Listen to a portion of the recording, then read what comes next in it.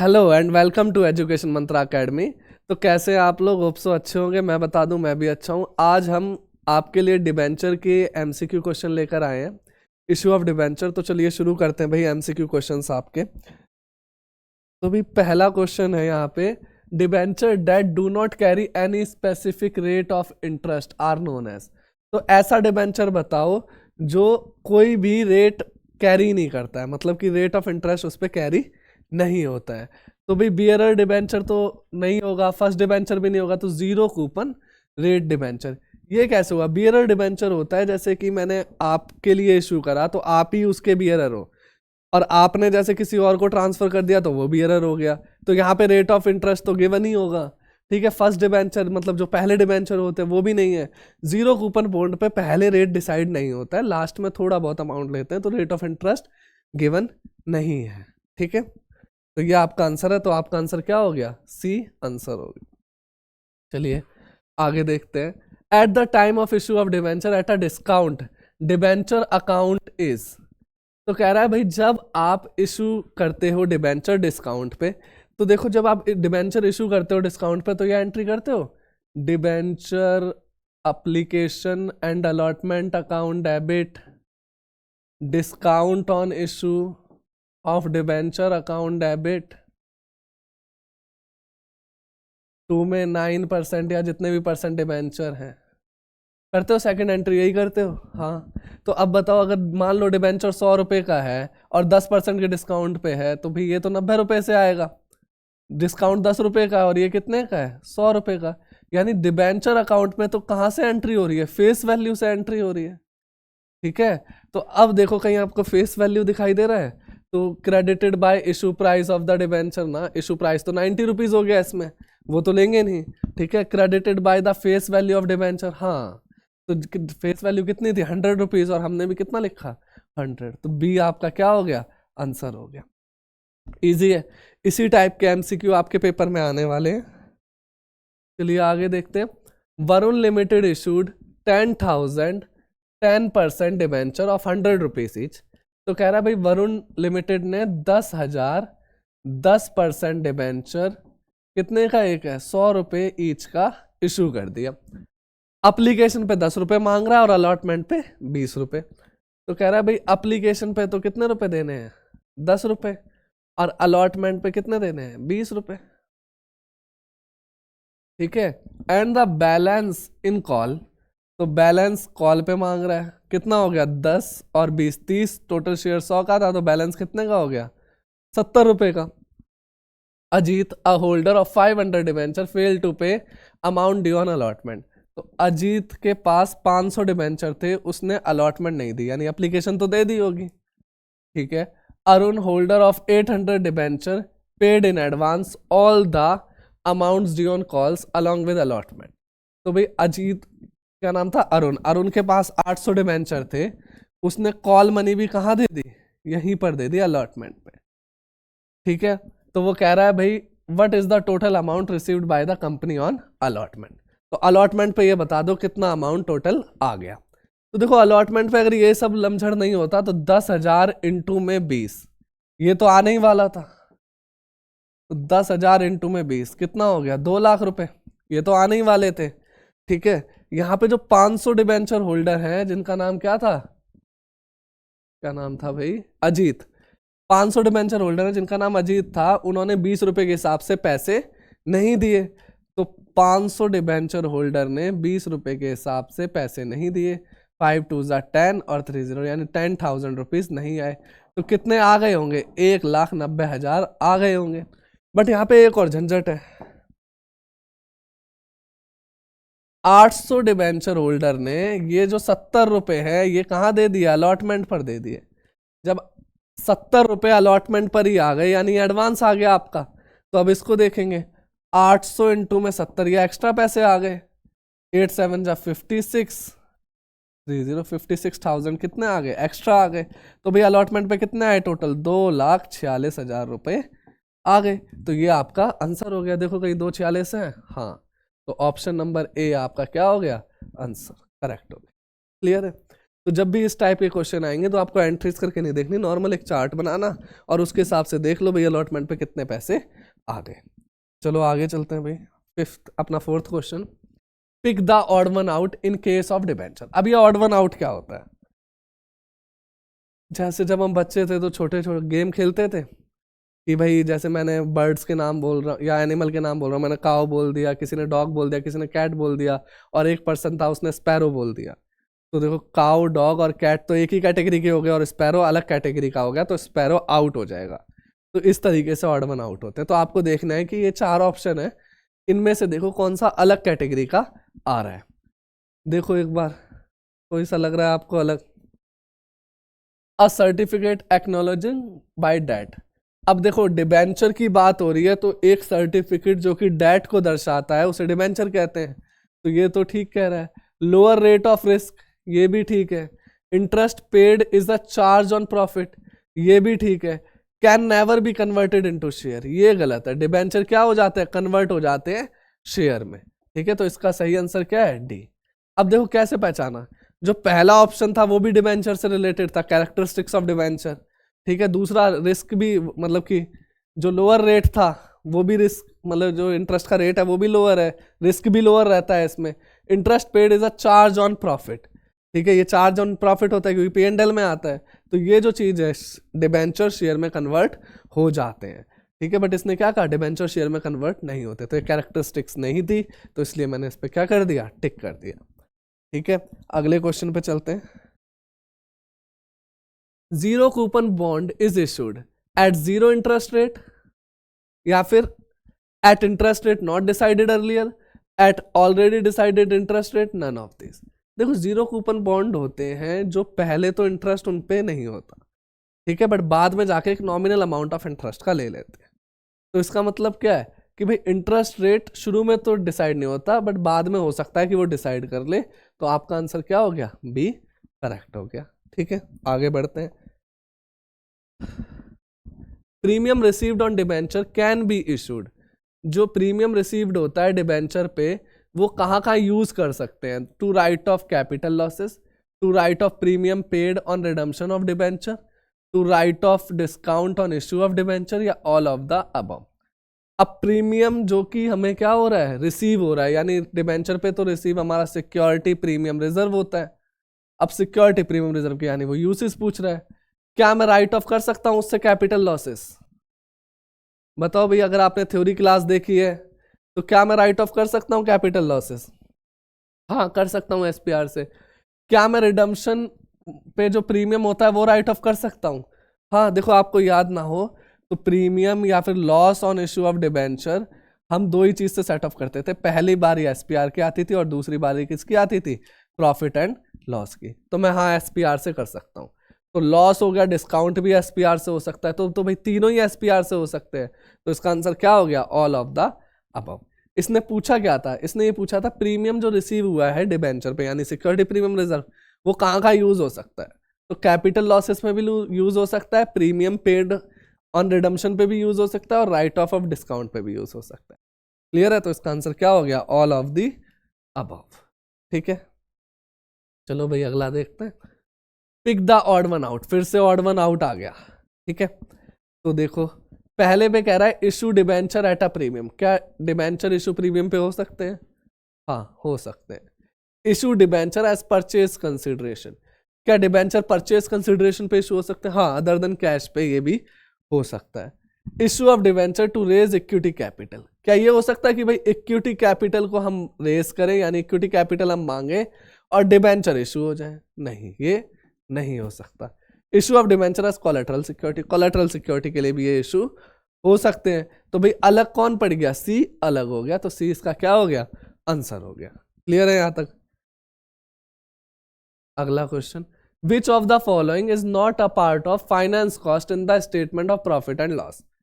अब देखो finance cost होती है जो भी आप लोन लेते हो उससे जुड़े हुए इंटरेस्ट हो गया, ब्याज हो गई, प्रोसेसिंग फीस हो गई, फाइल चार्ज हो गया, वो सब फाइनेंस कॉस्ट के अंदर चले जाते हैं, ठीक है, लोन लेते टाइम।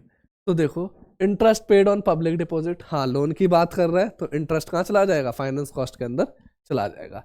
बैंक चार्ज, ये तो बिना लोन के भी लग जाता है, ठीक है भाई। Loss on issue of debenture, loss क्यों हुआ, या तो डिस्काउंट के कारण या प्रीमियम के कारण, दोनों ही लोन के रूप में, डिबेंचर तो लोन है, तो भाई ये भी केस कहाँ चला जाएगा, फाइनेंस कॉस्ट के अंदर चला जाएगा। Interest paid on debenture, debenture loan होता है, इंटरेस्ट पे कर रहे हो, ये भी कहाँ चला जाएगा, फाइनेंस कॉस्ट के अंदर चला जाएगा। तो आपका आंसर क्या हो गया, बैंक चार्ज, इसका राइट आंसर हो गया। क्लियर है भाई यहां तक, ठीक है। तो चलो भाई अगले क्वेश्चन पे चलते हैं। Premium received on issue of debenture is credited to. अब बताओ प्रीमियम जो रिसीव होता है, देखो पे नहीं कह रहा, वो प्रीमियम जो रिसीव होता है, यानी डिबेंचर होल्डर आपको जो प्रीमियम देते हैं उसको क्या बोला जाता है, सिक्योरिटी प्रीमियम रिजर्व। क्लियर है यहां तक, सी आंसर हो गया भाई, ठीक है। Which of the following is not a feature of debenture, ये बताओ भाई कौन सा इसमें से डिबेंचर का फीचर नहीं है। तो देखो पहले, these are written document acknowledging a debt, सही कह रहा है भाई, डिबेंचर एक रिटन डॉक्यूमेंट होते हैं जो कि डेट को दर्शाते हैं, एकदम सही है। The mode and payment of principal and interest is fixed, तो पहले से ही फिक्स रहता है, ये भी सही कह रहा है। Interest on debenture is an appropriation of profit, देखो appropriation of profit and charge against profit में फर्क होता है। चार्ज जो होता है वो प्रॉफिट हो या फिर लॉस हो, आपको पे करना ही होता है। एप्रोप्रिएशन ऑफ प्रॉफिट हो सकता है लॉस के केस में इसको पे ना करना हो। अब बताओ डिबेंचर होल्डर तो भाई डेट है, वो देखेंगे आपका लॉस हो रहा है या प्रॉफिट हो रहा है, वो तो केवल आपसे इंटरेस्ट मांगेगा, ठीक है। तो भाई ये एप्रोप्रिएशन ऑफ प्रॉफिट नहीं है, ये क्या है, ये चार्ज अगेंस्ट प्रॉफिट है। तो उसने पूछा था नॉट अ फीचर, ये फीचर नहीं है, सी क्या हो गया, आंसर हो गया, ठीक है। डी भी पढ़ लेते हैं, they may be secured by way of charge on asset of the company, तो डिबेंचर सिक्योर्ड भी होते हैं, सही कह रहा है, यानी ये सी ही आपका सही आंसर है, ठीक है भाई। असर्शन और रीजन वाले भाई क्वेश्चंस आ गए। तो भाई इसमें आपको पता है कि एक असर्शन दिया जाता है, एक रीजन दिया जाता है, मतलब कुल मिला के आपको दो स्टेटमेंट दी जाती है, तो आपको बताना है असर्शन सही है या रीजन सही है। अगर असर्शन सही है और रीजन गलत है तो आपका वो वाला आंसर हो गया, असर्शन गलत है और रीजन सही है तो आपका बी आंसर हो गया। असर्शन और रीजन दोनों सही है तो आपको देखना है क्या जो असर्शन है वो रीजन है वो असर्शन की करेक्ट एक्सप्लेनेशन है या नहीं है। तो कुल मिला के आपके पास चार ऑप्शन होते हैं, तो उन्हीं में ही हम देखेंगे, ठीक है। तो क्वेश्चन नंबर 11 है असर्शन एंड रीजन का। तो देखो, zero coupon rate debenture do not carry a specific rate of interest, सही कह रहा है। जीरो कूपन जो बॉन्ड होते हैं, जो डिबेंचर होते हैं, वो पहले तो इंटरेस्ट को कैरी नहीं करते हैं, तो बिल्कुल सही कह रहा है। The difference between the nominal value and the issue price is treated as the amount of interest related to the duration of the debenture. तो देखो भाई, मैंने अभी अभी आपको जीरो कूपन बॉन्ड के बारे में समझाया था कि भाई जीरो कूपन बॉन्ड शुरुआत में तो कोई इंटरेस्ट चार्ज नहीं करते हैं, फिर लास्ट में थोड़ा बहुत अमाउंट ज़्यादा ले लेते हैं। तो बस वही कह रहा है, the difference between the nominal value and the issue price is treated as the amount of related to the duration of debenture. तो कह रहा है भाई जो आपका इशू प्राइस था और जो उसकी नॉमिनल वैल्यू है उसमें जो डिफरेंस होगा वही हम इंटरेस्ट का मान लेते हैं। जैसे मान लो इशू प्राइस 120 रुपये और उसकी वैल्यू कितने की थी, 100 रुपये की, तो इंटरेस्ट कितने का हो गया, 20 रुपये का।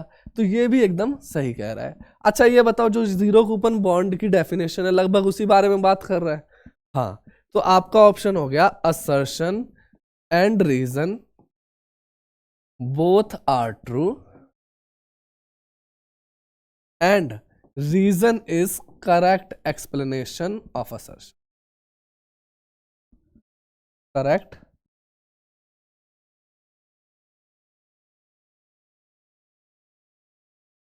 explanation of assertion.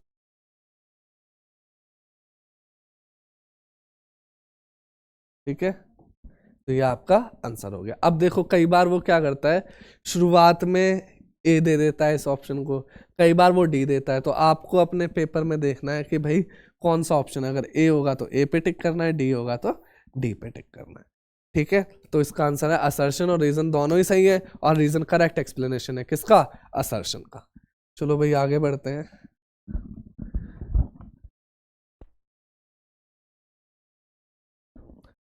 ठीक है।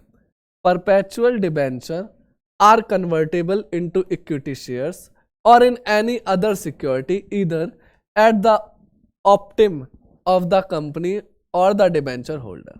तो कह रहा है कि भाई जो परपेचुअल डिबेंचर है, मतलब जो भी डिबेंचर है वो कन्वर्ट हो सकता है इक्विटी में। तो यहां तक तो सही कह रहा था, बट उसके बाद उसने कहा किसी और सिक्योरिटी में भी वो क्या हो सकते हैं, कन्वर्ट हो सकते हैं। तो भाई ये चीज गलत है, क्योंकि देखो डेट आपका केवल शेयर्स में चेंज होता है, ठीक है, वो किसी और सिक्योरिटी में चेंज नहीं हो सकता। तो भाई असर्शन तो आपका क्या है, गलत है। These debenture are repayable on the winding up of a company on the expiry of a long period। तो ये तो सही कह रहा है भाई, ये डिबेंचर क्या होगा, या तो कंपनी वाइंड अप हो जाए तब पे होंगे, या फिर उनका पीरियड ही एक्सपायर हो जाए। तो भाई ये एकदम सही कह रहा है। तो मतलब आपका आंसर क्या हो गया, assertion is false but reason is true. ठीक है, तो आपको देखना है भाई आपका ऑप्शन कौन सा जाएगा, ये उस हिसाब से आपको लिख देना है। क्लियर है भाई यहां तक? ठीक है, तो बढ़ते हैं भाई अपने 13th क्वेश्चन की ओर। बड़ा क्वेश्चन आ गया भाई, कह रहा है ऑन 1 अप्रैल 2018 विश्वास limited was formed with N authorised capital of ₹10 lakh. तो भाई ऑथराइज्ड कैपिटल आपकी कितनी है, 10 लाख रुपए की, जिसको बांटा गया है 1 lakh equity share at the rate ₹10 each. ठीक है, on 1 April 2020 it acquired the running business of its competitor. तो 1 अप्रैल 2020 को उसने क्या करा, एक रनिंग बिजनेस को एक्वायर करा, मतलब जो पहले से ही बिजनेस स्टैब्लिश है उसको एक्वायर करा, जो कि एक कॉम्पिटिटर का था, with following asset and liabilities. और ये एसेट और लाइबिलिटीज उसने क्या करी, ली। ठीक है, इसमें भाई लैंड है 4.5 लाख की, डेटर है 1 लाख के, फर्नीचर 90,000, क्रेडिटर 1,80,000। तो ये देखो ध्यान से देखना, तो अदर देन कैश वाला आपको कुछ कुछ लग रहा है, तो केस स्टडीज टाइप क्वेश्चन है। तो एक काम करते हैं, जो अदर देन कैश में हम एंट्रीज करते हैं ना, तो वो एंट्री कर लेते हैं। हो सकता है गुडविल निकले, हो सकता है कैपिटलिज्म निकल आए, और क्या पता अगले क्वेश्चन में उसने वही पूछ लिया हो। तो एक बार एंट्री कर लेते हैं भाई। जमीन आई है, लैंड एसेट है, एसेट बढ़ती है तो डेबिट करते हैं। कितने की आई जमीन, 4.5 लाख की। आगे डेटर आए हैं, डेटर भी एसेट है, डेटर कितने के आए हैं, 1 लाख रुपए के। आगे फर्नीचर आया भाई 90,000 रुपए का, फर्नीचर भी एसेट है। कितने का आया फर्नीचर, 90,000 रुपए का। क्रेडिटर आया, क्रेडिटर एसेट है या लाइबिलिटी है, क्रेडिटर तो लाइबिलिटी है, तो क्रेडिटर को हम 2 में लिखेंगे, 2 में क्रेडिट। कितने के आए, लाइबिलिटी बढ़ती है तो क्रेडिट, कितने के आए, 1,80,000 के। और ये देखो, the purchase consideration decided 6 lakh which was paid by issuing cheque. तो देखो परचेज कंसिडरेशन कितना डिसाइड करा गया है, 6 लाख रुपए का। तो ये हम वादा करा है उसको कि भाई 6 लाख रुपए हम तेरे को देंगे। तो भाई परचेज कंसिडरेशन कहीं लिखा है किसका बिजनेस खरीदा, नहीं लिखा, तो भाई हम वेंडर नाम से लिखेंगे। अगर भाई नाम दिया होगा तो उसका नाम लिखेंगे। ठीक है, कितने का वादा करा है, 6 लाख, वो भी एक लाइबिलिटी होगी। ठीक है भाई यहां तक। अब देखो ध्यान से देखोगे तो 6 और 1 7,80,000 का कर्जा आ गया मेरे ऊपर, और 4.5 और 1 5.5 6,40,000 की एसेट आ गई। 780 का कर्जा मैंने बिजनेस से जब खरीदा तो 780 का तो कर्जा आया, और 6,40,000 की क्या आ गई, संपत्ति आ गई। तो भाई अब बताओ, ये तो मेरा लॉस हो गया। तो जब भी लॉस होता है तो हमने किस चीज के एक्स्ट्रा पे करे होंगे, हमने गुडविल के एक्स्ट्रा पे करे होंगे। तो भाई यहां पे क्या आ गई, गुडविल आ गई। ऐसे ही करते थे, कितना एक्स्ट्रा पे करा, 1,40,000, तो गुडविल कितने की आ गई, 1,40,000 की। ठीक है, आगे वो कह रहा है कि जो इसकी पेमेंट हुई है वो चेक से गए हैं 1,25,000 and balance in form of 8% debenture of 100 each eight a discount of 5%। On the same date, the company issued 1,008% debenture of 100 each for cash to public. तो कह रहा है company received application for 1,800 debenture from public. ठीक है, तो भाई उसने पहले तो इसकी एंट्री कर लेते हैं। वेंडर को जो पैसे दिए वो किस रूप में दिए, लाइबिलिटी खत्म कितने की थी, 6 लाख की। ठीक है, उसने एक तो चेक दे दिया, यानी बैंक कम हो गया कितने से, 1,25,000 से। ठीक है, और बचे हुए का क्या कर दिया भाई, डिबेंचर इशू कर दिए। कितने बच गए, 6 लाख में से 1,25,000 चले गए, तो आपका बचा भाई 4,75,000। जो भी बचा उसका उसने क्या करे, डिबेंचर इशू कर दिया। कितने परसेंट, 8% डिबेंचर। ठीक है, अब बताओ 8% डिबेंचर 100 रुपए ईच के थे, कितने डिबेंचर इशू करे होंगे। तो भाई हमको पता है कि भाई 4,75,000 करे हैं उसने, 95 रुपए का एक डिबेंचर है, क्योंकि 5 रुपए का तो डिस्काउंट आया हुआ है। तो भाई इसको डिवाइड कर लो, 5 से गया 19 और ये 5 से गया, 5 9 जा 45, 2 बचा, 5 5 जा 25 और 000 और 19 1 जा 19, 19 5 जा 95। तो कितने डिबेंचर इशू करे, 5,000। तो इधर तो आ जाएगा 5,000 इंटू में 100, यानी कि 5 लाख के डिबेंचर, और डिस्काउंट हमारा क्या हो जाएगा, डेबिट हो जाएगा, discount on issue of debenture. कितने हैं, 5,000, और डिस्काउंट कितने का है, 5 रुपए का, तो 25,000 का क्या आ गया, डिस्काउंट आ गया। यही एंट्री करते थे। हाँ, और लास्ट में कह रहा है कि भाई 1,000 डिबेंचर इशू करे 8% के हिसाब से, 100 रुपए ईच का था, और कंपनी ने रिसीव कितने रुपए करे, कितने डिबेंचर करे, 1,800 रुपए। तो देखो यहाँ पे कर लेते हैं। पहली एंट्री क्या होती है, बैंक अकाउंट डेबिट टू में debenture application and allotment account. ठीक है, देखो कितने डिबेंचर थे, 1,000 इशू करे थे 1,800 के, और एक डिबेंचर कितने का था, 100 रुपए का था। ठीक है, तो 1,800 आ गए, 1,800 इंटू में 100 कितना आ गया, 18 लाख और 18 लाख।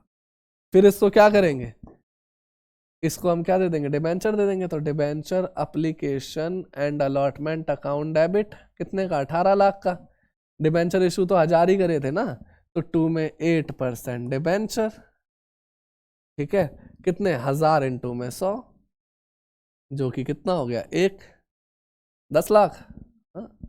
और जो एक्स्ट्रा पड़ा है कितना, 800, वो बैंक से क्या कर देंगे, वापस कर देंगे, जो कि कितना आ जाएगा, 8 लाख। तो इस क्वेश्चन में हमारी ये एंट्री होने वाली थी। तो देखते हैं भाई केस स्टडीज में उसने क्या क्या पूछ लिया हमसे। तो पहले नंबर पे पूछा, मतलब क्वेश्चन नंबर 13 पे, number of 8% debenture to be issued to vendor. तो भाई कितने हमने वेंडर को इशू करे, तो वेंडर को इशू कितने करे, 5,000। तो ये आपका सी आंसर हो गया। तो ऐसे क्वेश्चन को सॉल्व करने से हमारे आंसर बाद में जल्दी जल्दी आ जाते हैं। अगला क्वेश्चन देखते हैं, इसी केस बेस पे स्टडी है, मतलब इसी केस बेस पे ही आधारित है। Purchase consideration paid in the form of debenture is, तो कितना परचेज कंसिडरेशन पे करा गया डिबेंचर के रूप में। तो देखो भाई डिबेंचर हमने 5 लाख के दिए, और टोटल परचेज कंसिडरेशन कितने का था, 6 लाख का। ठीक है, तो भाई कहीं आपके पास ऑप्शन है, हाँ, 5 लाख के डिबेंचर हमने दिए, और डिस्काउंट कितना मिला हमको, 25,000 के डिस्काउंट पे इशू कर दिए। ठीक है, तो 5 लाख के, 5 लाख के डिबेंचर की फेस वैल्यू थी 25,000 के डिस्काउंट पे, तो भाई उसको डिबेंचर पड़े कितने, 4,75,000। ये कहीं ऑप्शन में पड़ रहा है, हाँ, बी इसका आंसर हो गया। तो देख रहे हो भाई सॉल्व करने से कितना आसान हो गया। The difference between the value of net asset taken over and purchase consideration will be. तो देखो जो परचेज कंसिडरेशन और उसके बीच में डिफरेंस आया, तो हमारा गुडविल आया था 1,40,000 रुपए का।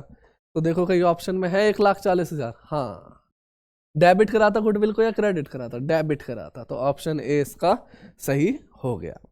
ठीक है, आगे बढ़ते हैं। For over subscription of debenture by public the company can choose the allotment method of.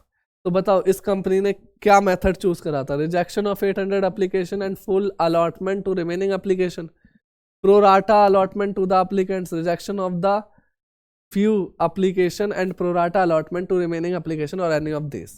देखो वैसे तो ये रिजेक्शन है, बट अगर मैं आपसे कहूं कि ये प्रोराटा हुआ है तो वो भी गलत नहीं है।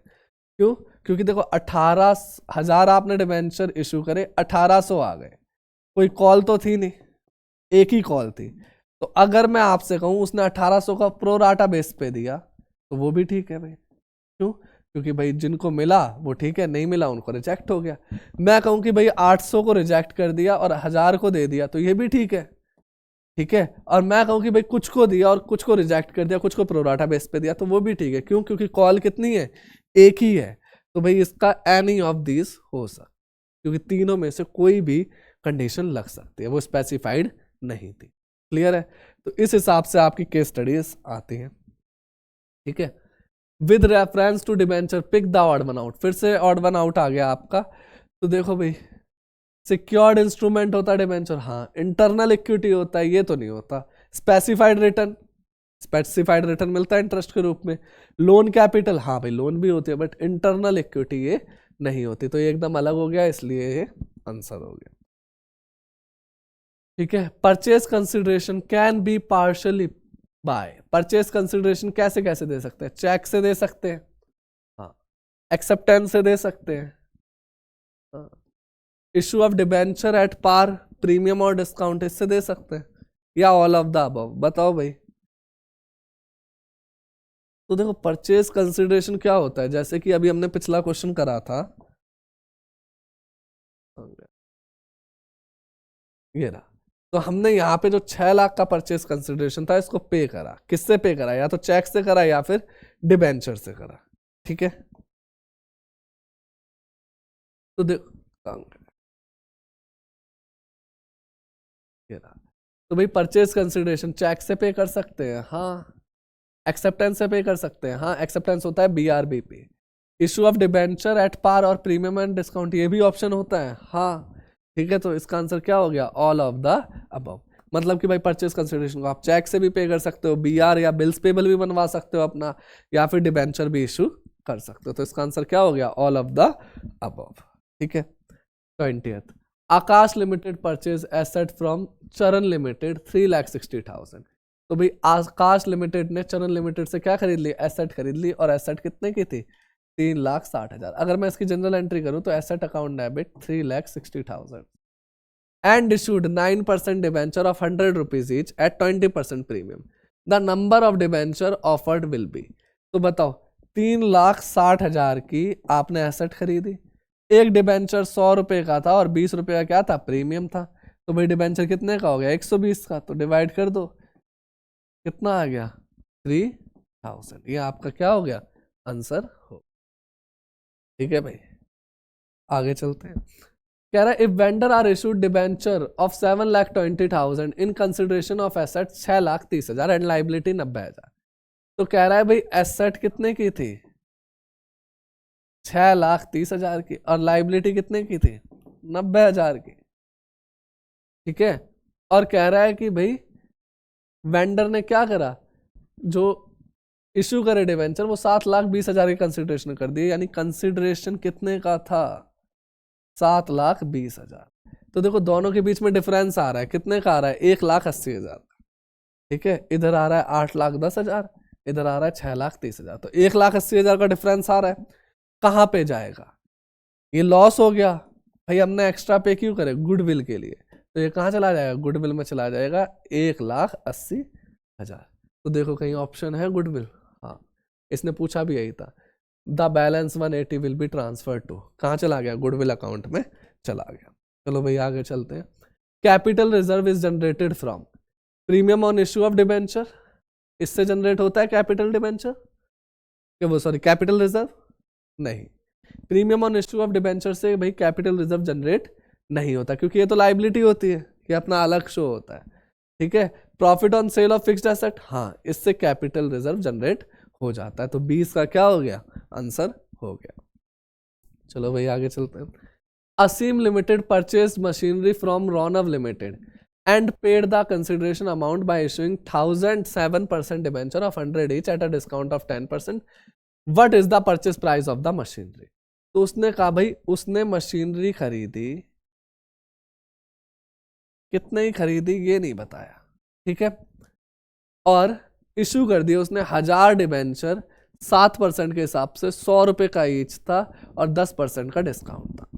अब अगर मैं आपको एक बात बताऊं, तो हम जो लास्ट एंट्री करते हैं वेंडर अकाउंट डेबिट, और जो पेमेंट करते हैं उसको यहाँ लिखते हैं। हमने क्या इसको दिया? 7% डिबेंचर दिए और कुछ डिस्काउंट था, जो कि क्या हो जाएगा? डेबिट हो जाएगा। ठीक है, 1,000 डिबेंचर, 100 का एक था, 10% का डिस्काउंट है, 90 का पड़ा। ठीक है, तो अब बताओ 10 रुपये का डिस्काउंट, 1,000 इंटू में 10, 10,000 का तो डिस्काउंट हो गया। डिबेंचर 1,000 थे, 100 रुपये ईच, कितना हो गया? 1 लाख। तो भाई वेंडर से हमने कितने ही खरीदी होगी मशीनरी, 90,000। ये क्या आ गया, बैलेंसिंग फिगर। ठीक है, तो भाई यहाँ पे जो वेंडर अकाउंट आता है वो कितने का आ गया, 90,000 का। तो मशीनरी भी कितने की होगी, 90,000 की। कहीं ऑप्शन में, हाँ डी इसका क्या हो गया, आंसर हो गया। क्लियर है। तो इसी तरीके से क्वेश्चन आते हैं इजी इजी। चलो भाई आगे बढ़ते हैं। क्वेश्चन नंबर 23 है हमारे पास। Akash limited purchase a building of 7,42,500 from Rajiv. तो भाई बिल्डिंग खरीदी, तो एंट्री क्या होगी, बिल्डिंग अकाउंट डेबिट टू में राजीव। कितने की बिल्डिंग थी, 7,42,500 रुपए की बिल्डिंग थी। The payment was made by the issue of 10% debenture of 100 each. तो कह रहा है जो पेमेंट मेड हुई वो 100 रुपए का एक डिबेंचर था और 10% का उस पर क्या था, प्रीमियम। तो कह रहा है 10% डिबेंचर अकाउंट कितने से क्रेडिट हुआ होगा। ठीक है, तो भाई जब यहाँ पे राजीव को हमने पे करा होगा तो राजीव लाइबिलिटी थी, खत्म हो गई। 2 में 10% डिबेंचर और 2 में सिक्योरिटी प्रीमियम रिजर्व। यही एंट्री करेंगे 7,42,500 की।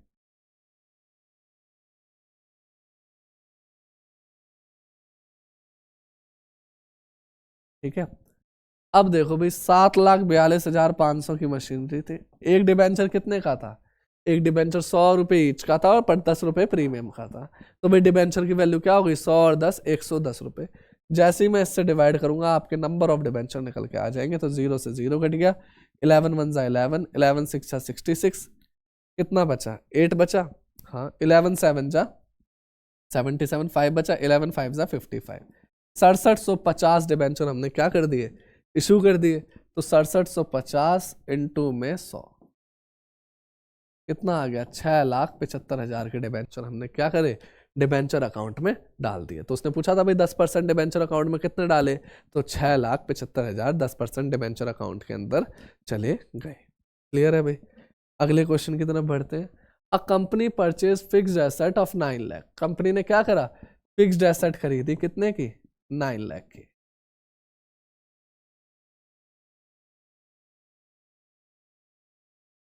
%11 debenture of 100 rupees each which was discount of 10%। तो भाई 100 रुपए का डिबेंचर था, 10% का डिस्काउंट था, यानी कितने का इशू हुआ, 90 रुपए का। By the company as purchase consideration the number of debenture. फिर से उसने क्या पूछ लिया, नंबर ऑफ डिबेंचर पूछ ले। भाई 9 लाख का आपका परचेज कंसिडरेशन है, एक डिबेंचर 100 का था, 10% डिस्काउंट यानी 90 का हो गया। 0 से 0 कटा, 9 से गया 1, 1 2 3 4, 10,000 क्या हो गया, डिबेंचर हो गए। देखो कहीं आंसर है 10,000, हाँ सी आपका क्या हो गया, आंसर हो गया। तो ध्यान रखना भाई डिबेंचर से जो एमसीक्यू बनते हैं ना वो ज्यादातर अदर देन कैश से बनेंगे। ठीक है, या फिर कुछ ऐसा बनेगा कि भाई आपको एक जनरल एंट्री करके दे दी हो, उसमें उसने भाई डिस्काउंट भी दे रखा है, प्रीमियम भी दे रखा है, डिस्काउंट का रेट नहीं दिया या प्रीमियम का रेट नहीं दिया तो वो रेट पूछ लेता है आपसे। ठीक है, तो भाई देखते हैं, ऐसे भी क्वेश्चंस हैं हमारे पास आगे। Premium on redemption of debenture account is, बताओ भाई प्रीमियम ऑन रिडम्पशन ये क्या होता है कि भाई आज आप हमें 100 रुपए का डिबेंचर दे दो, बट फ्यूचर में जाके हम आपको इसके बदले 110 रुपए दे देंगे। तो बताओ फ्यूचर की बात कर रहा है, आज वो डिबेंचर की वैल्यू कितनी है, 100 रुपीज, बट फ्यूचर में वो डिबेंचर कितने का हो गया, 110 रुपए का। तो बताओ फ्यूचर में जब मैं पे करूंगा तो मेरे लिए आज तो लाइबिलिटी है ना, आज तो ये खर्चा नहीं, आज तो क्या हो गया, लाइबिलिटी होगी। तो इसका आंसर क्या हो गया, बी। अगर वो पूछता भाई जो लॉस हुआ 10 रुपए का वो क्या है, तो भाई वो आपका एक्सपेंस है क्योंकि वो लॉस आज हो गया।